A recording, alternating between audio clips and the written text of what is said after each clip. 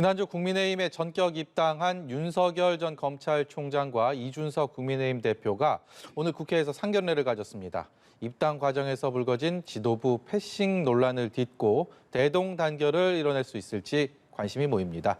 오늘 뉴스 1번지 현장에서는 국민의힘 대외협력위원장 권영세 의원과 윤 전 총장의 입당 뒷얘기와 대선 얘기들 나눠보도록 하겠습니다. 안녕하세요. 네, 안녕하세요. 권영세 의원입니다. 금요일에 윤석열 전 총장이 국민의힘 입당을 전격적으로 결정을 하고 언론에 이제 노출을 했을 때 바로 옆에 계셨던 분입니다. 권영세 대외협력위원장. 어떻게 이 과정에서 전화를 먼저 받으신 겁니까? 어떤 경과들이 있었죠? 예, 그렇습니다. 근데 그 뭐 빠른 입당에는 연합뉴스 TV도 한몫한 것 같은데 그 전날 연합뉴스 TV하고 인터뷰할 때 곧 입당할 것 같이 얘기를 했지 않습니까? 네. 그래서 그 뒤에 그 입당을 놓고 또 계속해서 설왕설래 되고 있으니까 그래서 뭐 계속해서 논란이 있는 것보다는 빨리 이럴 바에는 빨리 입당하는 게 좋겠다 이렇게 판단을 한 것 같습니다. 사실 그 결정이 좀 전격적으로 이루어진 것 같은 게 그 전날 밤에도 저랑 통화했는데 본인도 그때 그렇게 뭐 결심이 확고하게 쓴 것 같지는 않았었는데 목요일 밤에요? 예, 그렇죠. 근데 금요일 날 10시 반 뭐 전후 됐을까요? 그때 저한테 전화를 해가지고 좀 2시경에 좀 보자. 그래서 어디서 보냐 그랬더니만 당사에서 보자고 그래가지고 그럼 내가 꽃다발을 준비하겠다 그냥 이렇게 얘기를 했습니다. 예. 한 달 전쯤에 저희 프로그램 출연하셔서 법대 2년 후배인 윤석열 전 총장 그리고 2년 선배인 최재형 전 감사원장 두 분의 영입을 위해서 본인의 역할 이렇게 좀 말씀을 하셨는데 결과적으로 다 성공을 했습니다. 예, 뭐 다 됐습니다. 제가 제 그 약속을 지키는 사람이 확실하게 됐습니다. 예. 과정에서 좀 이제는 어떻게 보면 권영세 위원장으로서는 큰 산들을 이렇게 넘은 셈인데 이제 와서 이제는 밝힐 수 있다, 이제는 말할 수 있다, 뭐 이런 뒷얘기들이 좀 있을까요? 글쎄요, 뭐 특별한 에피소드가 있는 건 아니고 그 사실 입당이라는 것이 입당 자체도 그렇고 입당 시기도 그렇고 본인들한테 굉장히 중요한 그 결정 사항 아니겠습니까? 네. 그 제가 무슨 뭐 친분이 있다 그래가지고 제가 얘기한 대로 바로 네 그렇게 하겠습니다 이렇게 될 문제는 아닌데.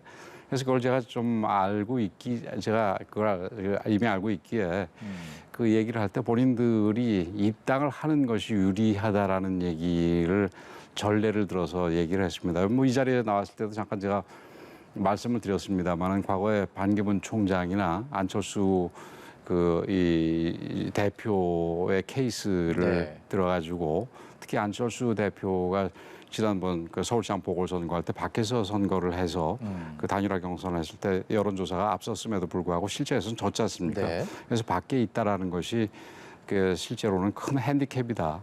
이런 부분들. 그다음에 최재형 원장 같은 경우는 지금 늦게 출발한 만큼 지금 여러 가지 팀도 구성이 전혀 안 돼 있고 이런 상황이니까 빨리 입당을 해서 당의 도움을 받는 것이 좀 빨리 시작하고 빨리 안정이 되는 데 도움이 된다라는 얘기 이런 식으로 본인들한테 일종의 좀 맞춤형 얘기들을 좀 해준 게 그 본인들이 아마 설득을 좀 다한 이유가 조금은 되지 않을까 이렇게 생각을 합니다. 그래도 기왕이면 당 대표 없으면 원내 대표라도 좀 있을 때 입당을 했다면 좀 보기에는 더 좋았을 수가 있지 않았을까 이런 얘기들 많이 하는데 그래서 패싱 논란이라는 그런 얘기들도 나옵니다. 근데 저는 패싱 논란에 대해서는 그게 뭐 그렇게 논란거리가 될까 이렇게 생각을 하는 게 원래 입당이라는 거는 모바일로도 입당이 가능한 거 아니겠습니까? 집에서도 입당이 가능한 거고 그다음에 원서를 써서 제출하는 것도 뭐 시도당이나 이런 데 제출해도 되는 거거든요. 그래서 입당 그 절차는 뭐 제가 워낙에 창구였었으니까 저하고 하고 그다음에 이제 대선 주자들이고 또 중요한 대선 주자들이니만큼 입당 부분에 대해서 환영식은 별도로 하면 되는 거니까 그래서 그거 별도로 하면 되지 되는 건데 괜히 이렇게 패싱 논란으로 좀 커지는 게 아닌가 이렇게 생각이 됩니다. 이제 최재형 원장 같은 경우는 그게 한꺼번에 이루어졌으니까 뭐 별 얘기 없었는데 윤 전 총장 같은 경우는 이제 나눠지니까 뭐 얘기가 좀 나오고 있습니다만 예. 오늘 원내대표 대표 다 있는 자리에서 예. 이 환영식을 하게 되면 뭐 그걸로 되는 거 아니겠습니까? 행여 이제 지도부와의 갈등은 없다 이렇게 네, 봐도 되겠군요. 갈등도 없고 애초부터 갈등의 소지 자체가 없는 것이었다 이렇게 생각을 합니다. 이제 윤석열 전 총장은 국민의힘의 아주 강력한 대선 예비 후보가 됐습니다. 예. 오늘, 지난 입당을 계기로. 그렇기 때문에 윤석열 전 후보가 이른바 제3지대에 있을 때부터 여러 얘기거리들, 이른바 논란거리들도 불러왔었고 엑스파일로 시작을 해서 여러 얘기들이 많이 있지 않았습니까? 오늘 같은 경우는 또 언론 인터뷰에서 한 뭐 부정식품 이 발언이 예. 정치권에서 특히 여권에서 굉장히 공세 수위를 높이고 있는 상황인데 그런 부분에 대해서도 국민의힘 차원에서 어떤 방어라고 할까요? 이런 것들도 꽤 많이 전략적으로 필요할 것 같습니다. 예, 우선은 이제 조언을 좀 일반적으로 말씀을 드려서 조언을 좀 많이 해줄 그룹들이 이제 생기게 되는 거고요. 예, 의원들이 다 이제 우리 당 그 후보니까 조언을 해줄 수 있지 않겠습니까? 그래서 근데 또 그 외에도 지금 여당이 좀 말이 안 되는 거 가지고 자꾸 네거티브성 이 공격을 하지 않습니까? 예. 그런 부분에 대해서는 우리 당이 적극적으로 나서서 대응을 해주게 되는 만큼 이제 그런 부분도 조금 윤 총장 개인으로 봐서도 윤 총장이나 뭐 최재형 원장이나 다 마찬가지겠습니다만은 개인적으로 봐도 좀 편해지지 않을까 이렇게 생각이 됩니다. 지금 뭐 여당이 별것도 아닌 거 가지고 자꾸 네거티브를 해대가지고 그리고 그 당은 원래 네거티브의 전문 정당이기 때문에 우리 당이 이제 본격적으로 좀 나서야 될 것 같습니다. 윤석열 후보 같은 경우는 이제 뭐 개인의 리더로서의 능력뿐만이 아니고 도덕성 이런 부분에 있어도 권영세 의원께서 보시기에는 큰 문제는 없다. 예, 제가 알고 있는 한 뭐 특별히 없는 걸로 알고 있습니다. 그 뭐 제가 속속들이 개인사를 다 할 수 있는 건 아니지만 윤석열 전 총장이 만약에 개인적으로 진짜 큰 하자가 있었다면은 윤 전 총장에 대해서 무리하게 징계까지 하면서 내보내려고 그랬을 때 이미 그런 사항들이 다 공개되지 않았겠습니까? 근데 그 당시 공개하지 못하고 말도 안 되는 징계 절차를 하고 그 징계 절차가 법원에서 결국 받아들여지지 않고 뭐 이런 해프닝이 있었던 걸로 보더라도 네. 뭐 특별한 개인적인 하자는 없지 않겠나 이렇게 생각합니다. 이제 앞으로 국민의힘 대선 경선은 어떻게 될지 전망을 좀 해보도록 하겠습니다. 윤석열 전 총장 그리고 최재형 전 감사원장 두 굵직한 인물의 네. 영입으로 인해서 이 경선에 불러올 효과는 어느 정도 있다고 생각하십니까? 우선은 이제 경선이 반쪽짜리 경선을 벗어났다라는 부분이 가장 큰 의미가 있다고 봅니다. 예를 들어서 윤석열 전 총장이나 최재형 전 원장이 우리 이 야권에서는 1, 2위 주자 아닙니까? 예. 1, 2위 주자가 바깥에 있을 경우에 우리 내부에 1, 2위를 뺀 나머지 주자들 가지고 하는 경선에 별로 그렇게 의미가 없거나 좀 김 빠지는 그런 경선이 됐을 거 아니겠습니까? 그런 면에서도 그렇고 그다음에 또 이제 좀 애매한 주자들이 소위 제3지대에서 제3그룹을 형성하는 부분들이 없어졌다는 면에서 예. 이 불확실성이 소멸되고 이 정권 교체를 열망하는 모든 분들은 이제 우리 당의 경선에 대해서 집중을 하게 됐다는 점에서 경선에 뭐 흥행이랄까요? 흥행은 좀 적절하지 않은 말이라면 경선에 대한 관심도가 굉장히 높아질 거라고 생각이 됩니다. 그게 우선은 가장 큰 이 성과다 이렇게 생각을 합니다. 오늘 국민의힘 그 대선 주자 배터리 그림 있잖아요. 예. 그 완충이 됐더라고요. 오늘 그 다 윤석열 예. 전 총장 환영식에서 이렇게 그걸 붙이면서 그걸 보면서 생각이 든 게 국민의당 안철수 대표는 그럼 과연 어떻게 될 것인가? 지금 안 그래도 합당 논의가 잘 안 되고 있는 것으로 알려졌는데 과연 그 대선 주자의 그 충전이 다 돼버려 있으면 그 들어올 자리가 있을까? 뭐 이런 생각들도 많이 하실 것 같은데요. 그래서 저도 이제 제가 대선 주자를 영입하는 역할을 맡고 있으니까 그 오늘 다 채우는 거 보고 이제 네. 내 역할 끝난 거냐 그랬더니 밑에다 하나 더 그릴 거라고 얘기를 하더라고요.